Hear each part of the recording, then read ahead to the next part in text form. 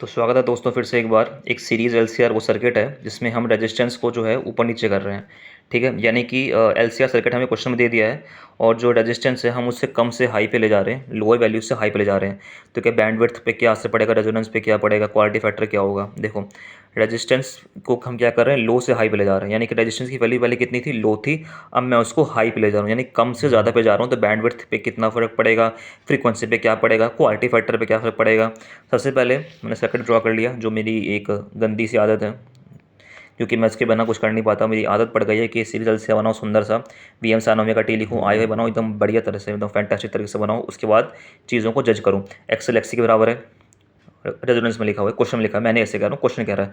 तो voltage across inductor equals to voltage across पे capacitor है, सप्लाई वोल्टेज रेजिस्टेंस के पास चला गया, यानी कि वी एस जो है ये सप्लाई पूरे वोल्टेज रेजिस्टेंस के पास चला गया। और वोल्टेज अक्रॉस कैपेसिटर जो है वोल्टेज अक्रॉस इंडक्टर के बराबर हो चुका है, जो कि क्यू इंटू वी एस है, यानी कि quality factor into supply voltage के बराबर है, जो मैं आपको पिछली वीडियो में एक्सप्लेन कर चुका हूँ। ठीक है, अब बोला है कि रेजिस्टेंस को हमने क्या किया, बढ़ा दिया। अब भाई देख के बता सकते हो 1/R√L/C से हमने रेजिस्टेंस को क्या किया, बढ़ा दिया। तो क्वालिटी फैक्टर क्या होगा, कम हो जाएगा। तो यार ये तो सबसे बेकार चीज़ थी, वाहियात चीज़ थी जो क्वेश्चन में दे रखा था, क्वालिटी फैक्टर इंक्रीज हो जाएगा। भाई रेजिस्टेंस से बढ़ा होगा तो क्वालिटी फैक्टर क्या होगा, वो घट जाएगा। तो सी और डी तो ऐसी गलत हो गया, यहाँ लिखा है quality factor means constant and resonance frequency means constant. तो क्वालिटी फैक्टर तो कम होगा ना भाई, यहाँ तो लिखा है कि बढ़ जाएगा। तो ये चीज़ सी ऐसी हट जाएगी। रेजिस्टेंस बढ़ा होगा तो क्वालिटी फैक्टर क्या हो जाएगा, घट जाएगा। अब रेजोनेटिंग फ्रीक्वेंसी कितनी होती है, 1/2π√LC, यानी कि 1/√LC रेडियन पर सेकंड। यहाँ पे लिखा है भाई कि नो इफेक्ट। क्यों लिखा है मैंने नो इफेक्ट, क्योंकि रेजिस्टेंस को इंक्रीज या डिक्रीज करने से उसके फॉर्मूले में आ रहा है वो, बताओ। क्योंकि रेजोनेटिंग फ्रीक्वेंसी का मतलब है एक्सएल को एक्सी के बराबर कर दो, ओमेगा नॉट निकाल दो, या उसको 2π से डिवाइड कर दोगे तो हर्ट्ज में आ जाएगा। अब लेकिन क्वेश्चन में रेजिस्टेंस लिखा हुआ है कि रेजिस्टेंस को हमने बढ़ा दिया। अब रेजिस्टेंस का कोई असर ही नहीं पड़ेगा यहाँ पे। क्यों नहीं पड़ेगा सर, क्योंकि रेजिस्टेंस जो है फॉर्मूले में ही नहीं है। अब इसका ये मत समझना है कि सर्किट में रेजिस्टेंस का काम क्या है, उसको उठा के बाहर फेंक दो।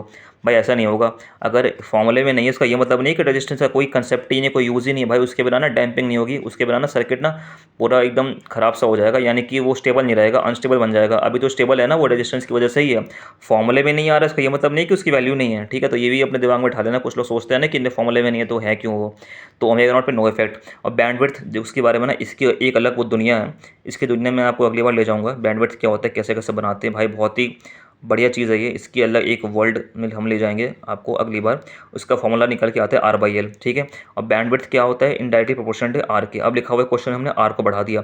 अरे भाई आर को बढ़ाओगे तो बैंडविड्थ भी बढ़ जाएगा ना, डायरेक्टली ये प्रपोर्शन है। तो बैंडविड्थ क्या होगा, बढ़ जाएगा। तो इसके जो 4 ऑप्शन थे उसमें से पहला ऑप्शन ही सही है, बैंडविड्थ को बढ़ाने से, सॉरी रेजिस्टेंस को बढ़ाने से बैंडविड्थ हमारा क्या हो जाएगा, बढ़ जाएगा, जो कि पहले ऑप्शन में लिखा है। रेजोनेटिंग फ्रीक्वेंसी पे तो कोई फर्क ही नहीं पड़ेगा। क्वालिटी फैक्टर तो घटेगा घटेगा, क्वालिटी फैक्टर घटेगा। तो सारे ऑप्शन गलत निकल गए, बस पहला वाला ऑप्शन सही निकला। अब देखो, इसमें ना बहुत सारी चीज़ें पूछी जा सकती थी कि रेजिस्टेंस को हमने घटा दिया तो बैंडविड्थ घट जाएगा, यहाँ तो बैंडविड्थ बढ़ गया क्योंकि हमने आर बढ़ा दिया।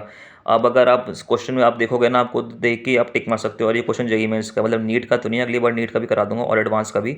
तो इस क्वेश्चन में कुछ नहीं था, बैंडविड्थ को बस बढ़ाना था। क्यों बढ़ाना था, क्योंकि वो फॉर्मूले में आ रहा है, 1/R में आ रहा है। अब क्वेश्चन में भी दे सकता था कि रेजिस्टेंस की वैल्यू 5 ओम है तो क्वालिटी फैक्टर इतना है, रेजिस्टेंस की वैल्यू 6 ओम कर दी, इतनी बढ़ा दी, तो क्वालिटी फैक्टर पर क्या फर्क पड़ा। अरे भाई रेशियो ले लेना, Q1/Q2 equals to R2/R1, inverse link है ना। Q2/Q1 कर दो इक्वल्स टू R1/R2 कर दो, इनवर्स लिंक है तो रेशियो लेके आप कर देना। रेजोनेटिंग फ्रीक्वेंसी में तो कोई फर्क ही नहीं पड़ा, बैंडविड्थ होता है R/L। इसके बारे में मैं फिर किसी दिन बता दूंगा कि कैसे आता है, क्या क्या चीज़ें होती है। भाई बहुत सुंदर कंसेप्ट है बैंडविड्थ का, पर वो आर का डायरेक्टली प्रपोर्शन होता है, तो मैंने डायरेक्टली लिख दिया। अब आप एग्जाम देने जाओगे तो फॉर्मूला तो याद वो करके जाओगे ना। ऐसा तो नहीं होगा ना एग्जाम देने गए आपको भाई पता ही नहीं है बैंडविड्थ क्या होता है, आप एग्जाम देने गए आपको पता ही नहीं है कि 1/R√L/C होता है। तो कुछ कुछ चीज़ें तो आपको पता होनी चाहिए, क्योंकि हर चीज़ को आप एग्जाम में डिराइव नहीं कर सकते। तो कुछ कुछ चीज़ों को दिमाग में याद रखोगे ना, तो अपने लिए फ़ायदे में रहोगे। वरना याद नहीं करोगे तो हर चीज़ तो डिराइव करने बैठे तो भाई 3 घंटे में वही करते रह जाओगे, और बाकी के लोग AR1 2 ले आएंगे और आप लोग वहीं रह जाओगे प्राइवेट कॉलेज में। तो ये चीज़ों को याद करना सीखो कि कहाँ कहाँ पे याद करने से कितना चीज़ें आसान हो सकती है। मैं वैसे ही कहता हूँ कि याद करने की जरूरत नहीं है, लेकिन इस क्वेश्चन में मैंने आपको पहले कहा था, जैसे कि ये जो AC सर्किट है, इससे पहले क्या रखा है कि इससे मैथ्स 80% है, फिजिक्स 20% है। तो मैथ्स का यूज़ अच्छे से करना है, न्यूमेरिकल्स अच्छे से करना है, और अगर डायरेक्ट चीज़ें आ रही हैं तो इस चीज़ में ना, इस चैप्टर में डायरेक्ट चीज़ें ही पहली बात आती हैं ताकि आप जल्दी से कर सको। लेकिन मैथ्स हार्ड कर देगा ताकि आपको रोका जा सके। तो आपको रुकना नहीं है।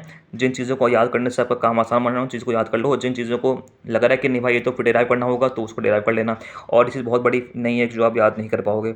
इसका डेरिवेशन है 3-4 पन्नों का, बहुत बड़ी चीज़ होती है। मैं आपको अगले किसी वीडियो में एक्सप्लेन कर दूंगा इसकी वर्ल्ड क्या होती है, नहीं होती है, नहीं होती है, क्या होती है। ठीक है, तो अभी तो याद कर लो कि R/L होता है। आर बढ़ा दोगे बैंडविड्थ बढ़ जाएगा। अब जिसको ये पता है कि आर बढ़ाने से बैंडविड्थ बढ़ जाता है वो इस क्वेश्चन में लगाएगा 5 सेकंड, और आपको नहीं पता है तो आप लगा दोगे 5 मिनट, अपना टाइम वेस्ट कर लोगे। तो 5 सेकंड क्वेश्चन है, देखा बढ़ा, देखा फर्स्ट ऑप्शन ट्रू है, बस खत्म। बाकी पढ़ा, पता है क्या होने वाला नहीं होने वाला है, आगे बढ़ जाओ। तो बैंडविड्थ जो होगा वो रेजिस्टेंस के बढ़ाने से बढ़ जाएगा। बस यही इसका ऑप्शन था और इसमें कुछ नहीं करना था। ठीक है, तो चलो अगले किसी वीडियो में मिलते हैं। मैंने आपको अच्छे से कंसेप्ट बता दिया क्वालिटी फैक्टर का, बैंडविड्थ का किससे क्या होगा, पूरा अच्छे से मैंने लिख दिया ताकि आपको याद रहे। इन सब चीज़ों को याद करोगे ना आप ही फ़ायदे में रहोगे। ठीक है, चलो तब तक के लिए मिलते हैं किसी अगले वीडियो में। Bye bye.